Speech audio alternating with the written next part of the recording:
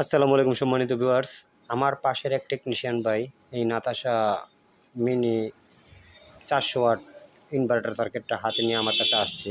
তো এই সার্কিটটা নতুন, এটা কীভাবে কালেকশন করবে তিনি বুঝতেছে না। তো যাই হোক, উনি আমার কাছে নিয়ে আসছে, এটা কীভাবে কালেকশন করতে হয় সেটা একটু ওনাকে পরামর্শ দেওয়ার জন্য। তো যাই হোক, উনি এর আগে এটাকে কালেকশন করছিল। তো যাই হোক, এটা চলে নাই। তো এটা কীভাবে কালেকশন করতে হয় তো চিন্তা করে নিলাম। সব ইউটিউবে উনি দেখছে, নানান রকমের ভিডিও আছে, এটার কোনো রিভিউ নাই কোন জায়গায় কী কালেকশন করতে হবে। তো আমি আপনাদেরকে সহজে একটু বুঝিয়ে দিই। এটার কিন্তু সব কিছু এখানে লেখা আছে।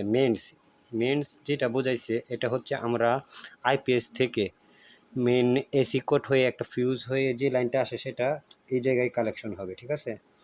আমি আবারও বলি, আইপিএসের এসি কোডটা থেকে একটা ফিউজ হয়ে যে টার্মিনালটা থাকে মেন লাইনের, সেটা এই জায়গায় কালেকশন হবে। ওপি মানে আউটপুট, এটা হচ্ছে আমাদের আউটপুট আমাদের একটা ফিউজ হয়ে, এখান থেকে একটা ফিউজ হয়ে তার পরবর্তীতে আমাদের যে আউটপুট সকেট আছে আইপিএসের, এই আউটপুট সকেটের মধ্যে লাগবে।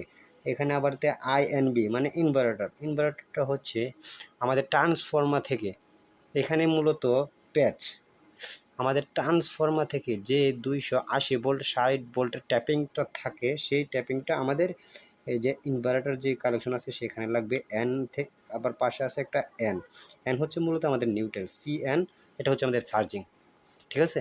এটা হচ্ছে আমাদের চার্জিংয়ের ক্ষেত্রে খুব ভালো কাজ করবে। এটা হচ্ছে এখান থেকে চার্জিং নেবেন, 130 ভোল্ট হোক, 140 ভোল্ট, 160 ভোল্ট এর ভিতরে রাখার চেষ্টা করবেন। আর এখানে যে কালেকশনটা ওনারা করছে, যদি একটু ভালো করে দেখাই, এটা হচ্ছে আমাদের ডিসপ্লে কালেকশন। এখান থেকে এই দুইটা শেষে দুইটা হলো সুইচ, তারপর তো মেইনস, তারপর সিএইচ চার্জ, তারপর তো UL মানে ওভারলোড, আইএন ইনভার্টার, LB মানে লো ব্যাটারি, সিএইচ চার্জিং।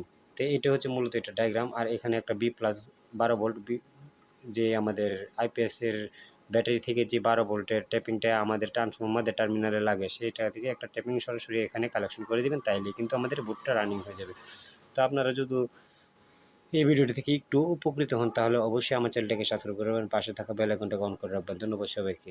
আসসালামু আলাইকুম।